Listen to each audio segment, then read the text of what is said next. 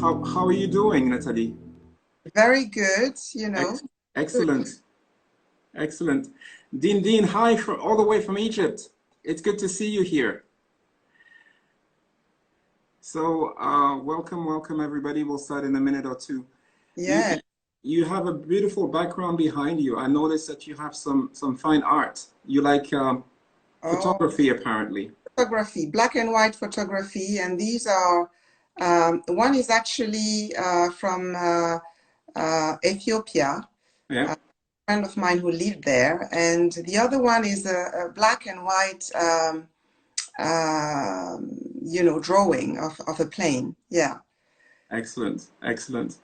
Uh, Art, without art, what would we be? And particularly in these times when we have been confined, I've been speaking with a lot of artists, and people have been watching movies, people Yes. have been listening to music, people, Reading. yes, rediscovering all kinds of things from an art standpoint. So, yeah, Absolutely. Books are very important. I keep saying a house without books is an empty house.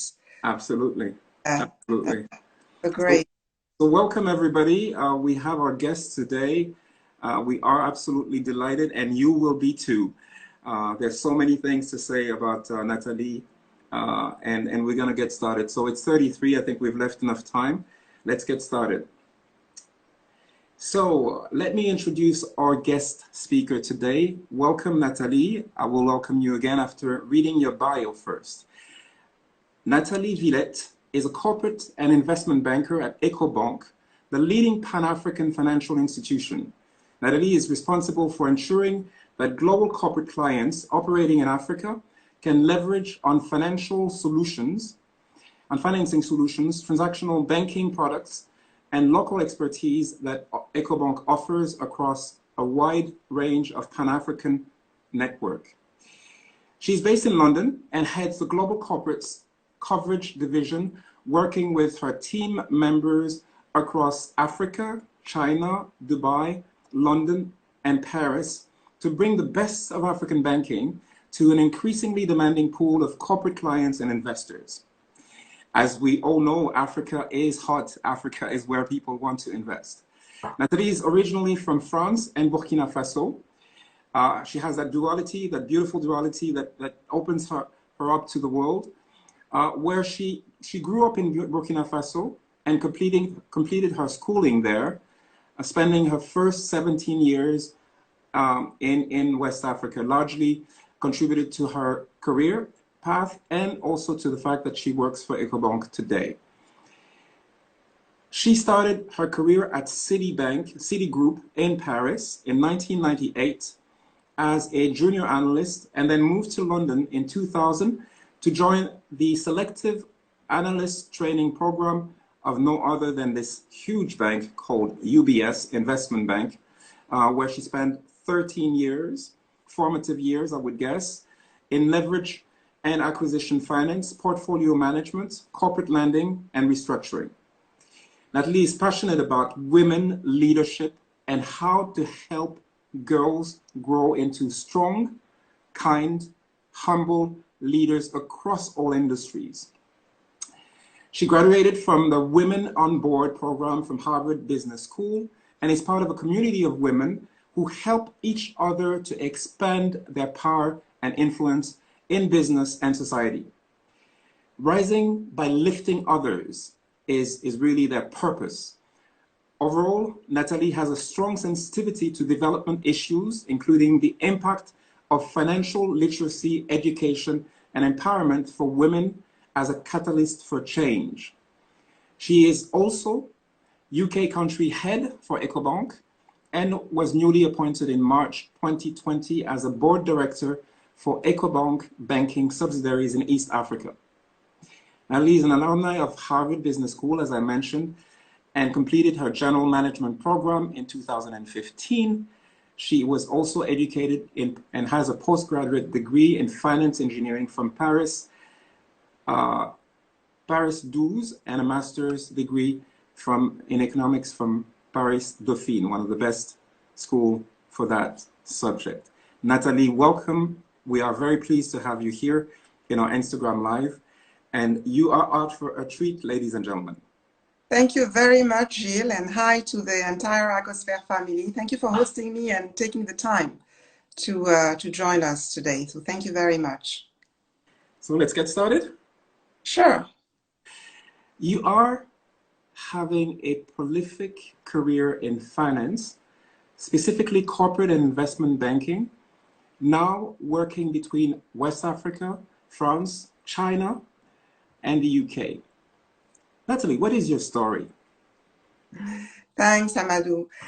Gilles, I think that my story is very much defined by where I spent the first 17 years of my life, ultimately. I grew up, as you said, in Burkina Faso, in Ouagadougou. My mom is from there. So I grew up in a biracial household, surrounded by many people because my parents looked after my mom's entire family, brothers and sisters and cousins. So I do think that, spending time and that those early years in Africa really define ultimately who I am today.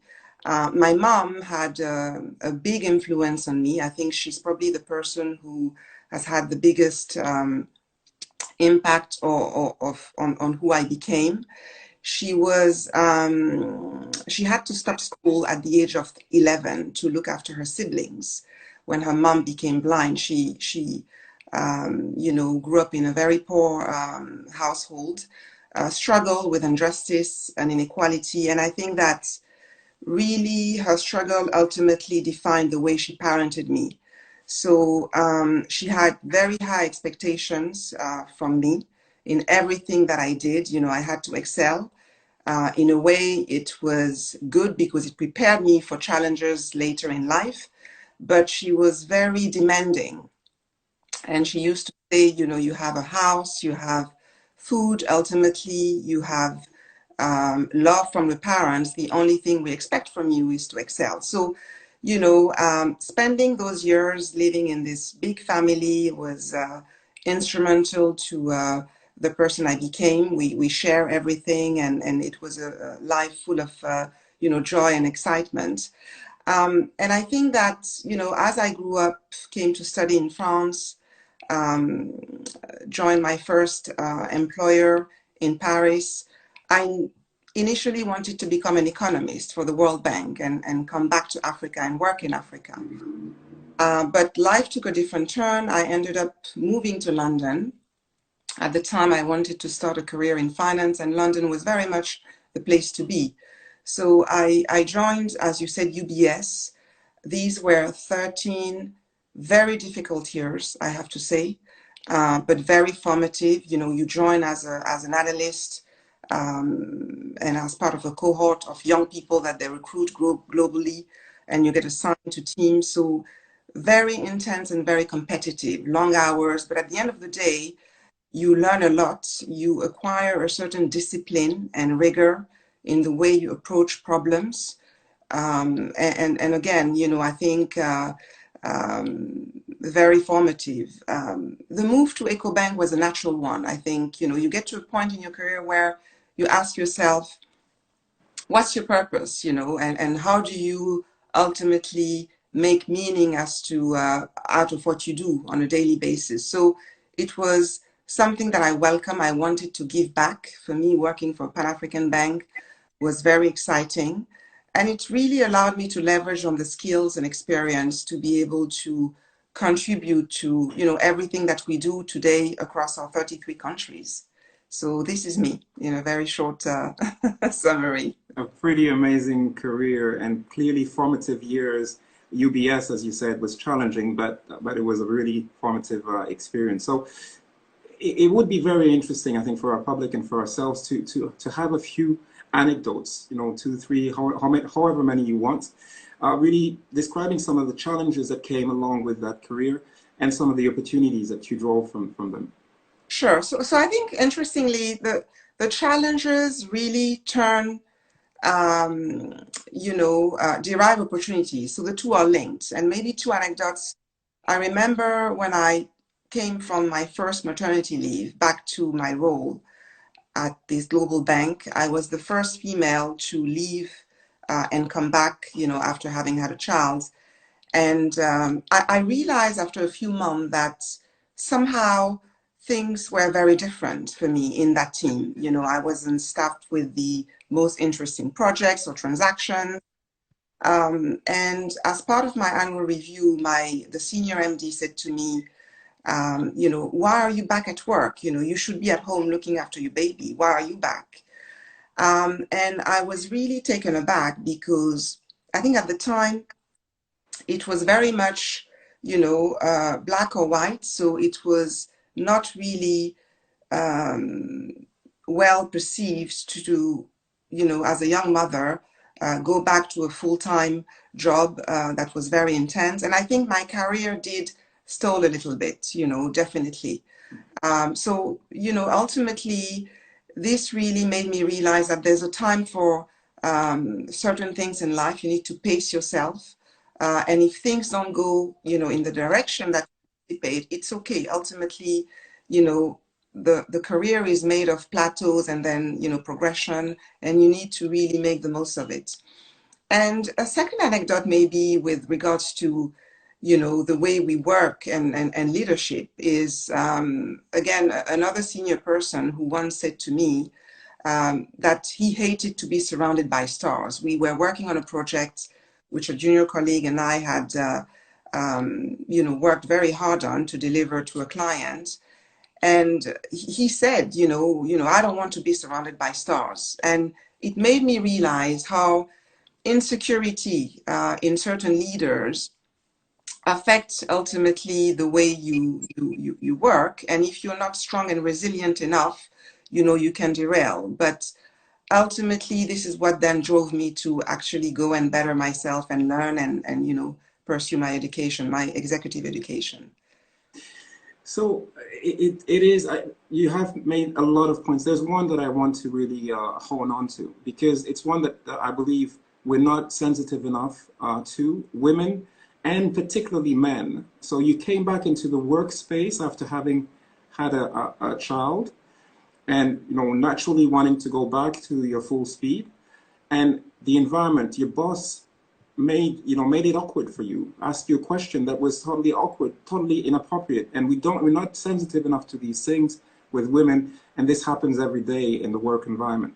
And your colleagues also didn't really focus on, get you focused on the main project. I'm not shocked, because this happens too often, but we need to all become more sensitive to this. Sorry for honing on this. Let's switch. You have just been appointed to the Power List in London. Congratulations. What does that mean, and how do you get on that list? Power List of bankers that is, I think, driven by JP Morgan. That's quite a list to be on. So how did you get to it? Yeah, very interesting. I actually, I don't really know. I got approached back in the summer by someone from that network who was interesting in featuring Black executives on that list. And that's where I got to understand that on a yearly basis, they publish a list of people in all industries, to showcase African, Afro-Caribbean executives. And I guess this is a fantastic thing, after everything that has happened this year, being able to showcase talents, here in London, but around the world, is something that is amazing and hopefully inspiring for many people. Absolutely, congratulations. This is quite an excellent step in your career. So let's speak about public speaking. In your daily work, you have to speak all the time to your employees, and also you speak in forums. What in your trade, your activities, make you an international public speaker? Where do you get the confidence to be out there and speak? And how do you command the attention of your public? Okay, that's a very good question, because I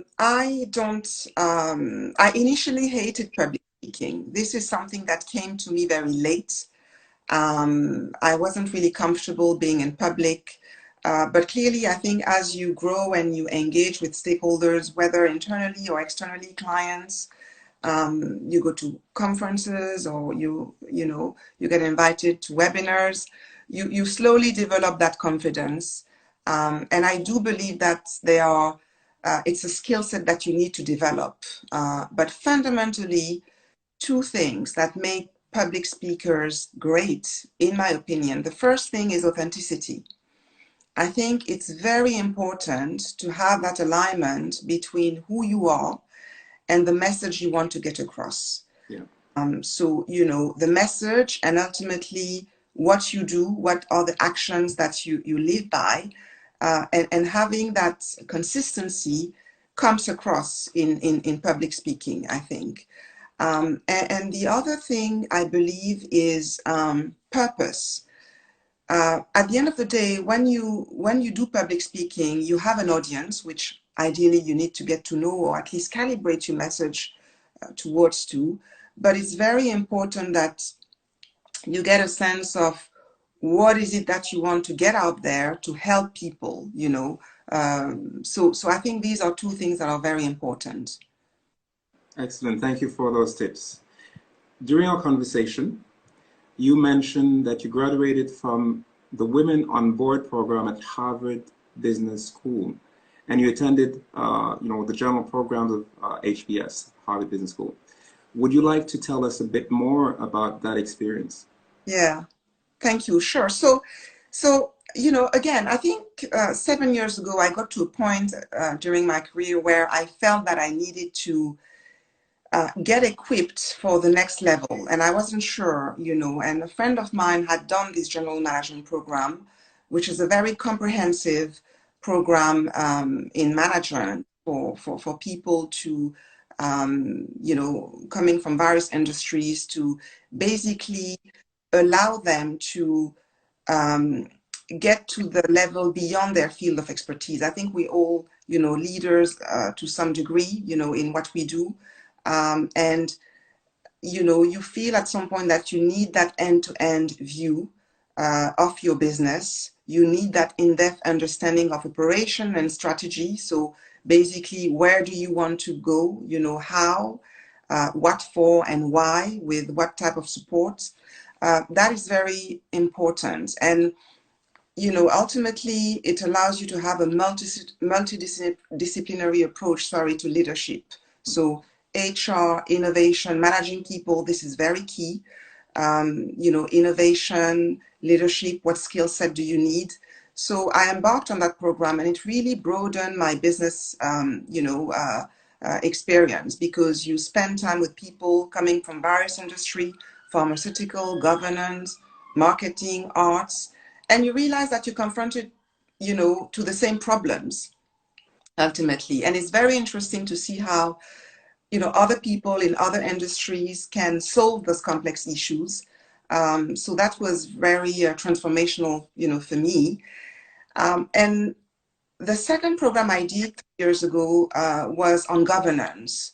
And at a time where I really wanted to ensure that, I had a clear understanding on how culture, ethics, and integrity impact what we all do. And I think it's particularly important in certain industries, in certain geographic areas. And I embarked on that program again to make sure that I was equipped for board positions. Traditionally, the way these board positions are marketed are in informal networks. You recommend me, I recommend you. They're very rarely advertised, and it's a very opaque process to which women aren't really, in my opinion, aren't really equipped for. So, having that skill set to know how to pitch yourself, what value to bring to a board. We all have value to bring depending on our experience, whether it's audit, finance, certain geography exposure, was very, very important. And also it gives you access to a network of people who you can then leverage upon to get to board level. Wow, you have such an experience. I am just awestruck. So we have auditors from around the world, a few less from America today because of Thanksgiving, as you can Yeah. imagine. Um, what advice would you give the people who are around, who are, aspiring bankers, aspiring entrepreneurs, and from your experience, what advice would you give them? So I would, very humbly recommend to first, see everything in a very strategic way and eye, obviously. I don't think there is such chance in things in life as, luck or chance. I think it's a set of building block steps you take that really prepare you for the opportunity that comes and that you choose or not to embrace. But I think that having a passion, being passionate about what you do is very important. Having that sense of purpose, because whatever we do, once you've grown beyond that level of, execution, it's all about, bringing meaningfulness to, either clients, customers, ensuring that they have the right experience, the right delivery of products. So, you move from technical to soft skills. And so I think it's important to ensure that you have the strong basic skills, whatever the industry or business you're in, that is critical. And then, work on the soft skills to really grow and be able to have an impact at the end of the day. Yeah, so you really have a mixture of skills to be able to have an impact. Thank you.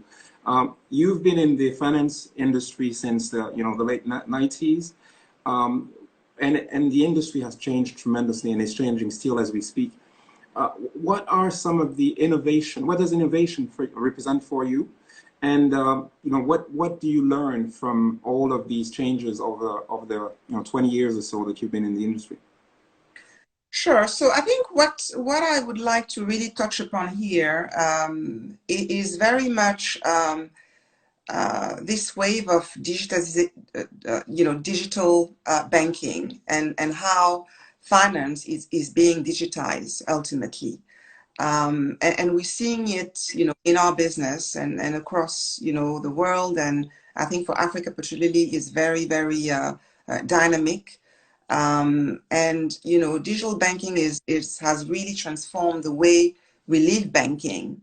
When you look at East Africa, which is at the forefront of digital banking, when you compare versus West Africa, um, the level of take up and financial inclusion in West Africa is not as high as it is in East Africa. There's a certain um, you know path to adoption that we all need to work forward to.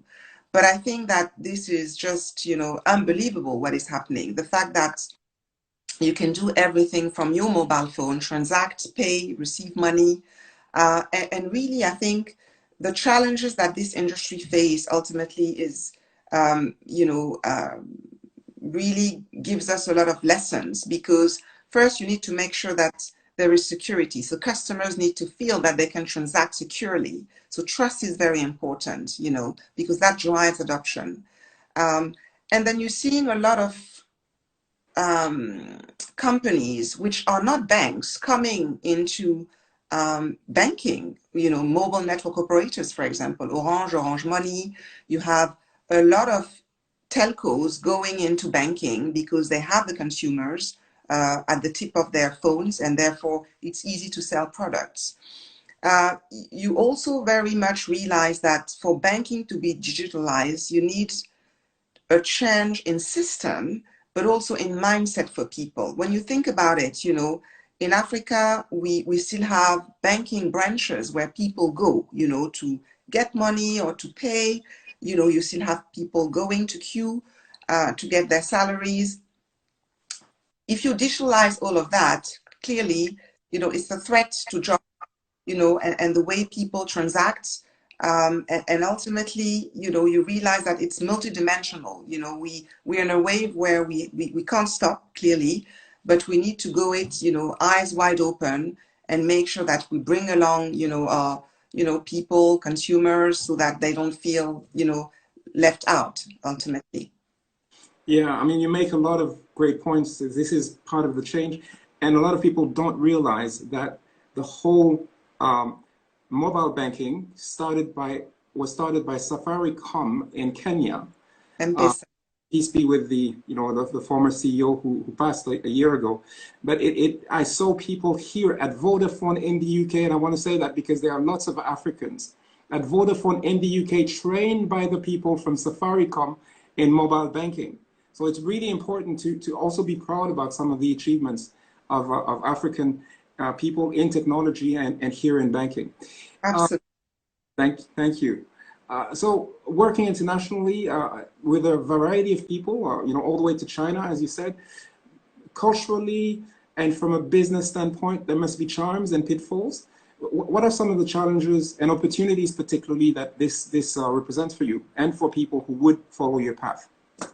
Yeah, I think you're very right. But I think ultimately it comes to really exposure. I think the more exposure you can have early, on, the better it is. And I think we, from the diaspora, or Africans who have had the opportunity to study abroad and work abroad, we come with that duality and with that innate ability to engage other cultures. And it served me very well.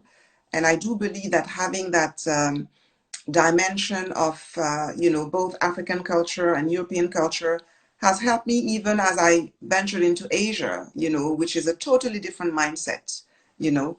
But I think, uh, again, exposure, ability to engage with people is very important. And we live in a globalized world. And, as careful as you need to be in terms of, the do's and the don'ts, I think it's very important to have as much exposure and embrace difference very early. Okay, thank you so much. A few more questions. What tips about public speaking and about leadership, particularly for women, grown-up women with experience, and also for young girls or teenagers and young adults, would you give to our audience? Sure. So I have a 14-year-old teenage girl who, is going through, her teenage, time. And I, in my work, I always try and make it a purpose to give opportunities to young people, female or male. But I think the tips I would probably give is that be ambitious, be ambitious, and don't, dare taking opportunities. See failure as an opportunity to improve. I think we live in a world where people want to succeed at all cost, but the reality is that behind success, there are many steps of failures that lead you eventually to a success. So we shouldn't be afraid of failure to be able to succeed. Important. And I think lastly, having a sense of purpose. With everything that has gone this year, I think we realize that ultimately, we need to be there for each other. And in any business, any industry, if it doesn't serve the purpose of the common, people, then at the end of the day, it's irrelevant. So that's what I would say. Thank you. Last two questions. Speaking to your younger self, with all the knowledge that you have gained, the experience that you've gained, or to a younger person, what three advice would you give them so that you don't fall into pitfalls and you accelerate your career? What would those be? Sure. So I would say to be very open, as young people choose what they want to do. Very often you end up in a role or in a career at a stage that is very different from what you had planned initially. And it's the beauty of it. So, embrace opportunities, be open, be kind to yourself. I think we come from a generation where we had to, the expectations were set and we really had to deliver. But I think the young generation today, things are very different. But ultimately, people should really follow their passion and equip themselves. I think continuous education as they go along is critical.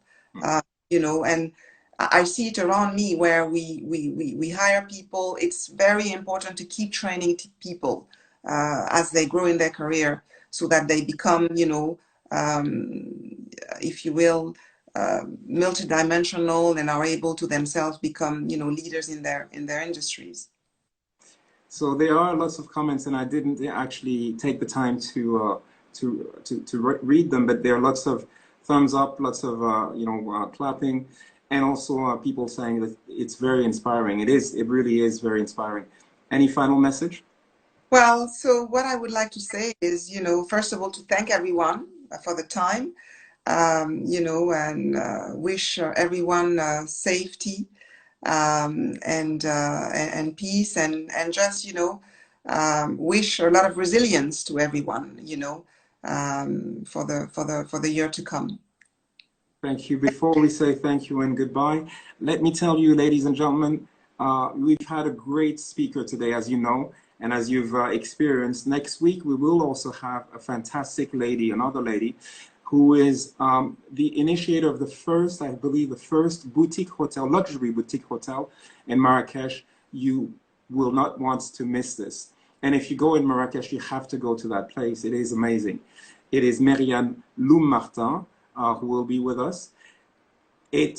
I'm just left with, you know, I can't find my words. I am so awestruck by all your experience, even though we've spoken before. Just living this interview was absolutely great, Nathalie. Thank you from the bottom of my heart, and thank you from Acosphere, and all the attendees here are thanking you, thanking you, thanking you. Thank you to everyone, and thanks for hosting me.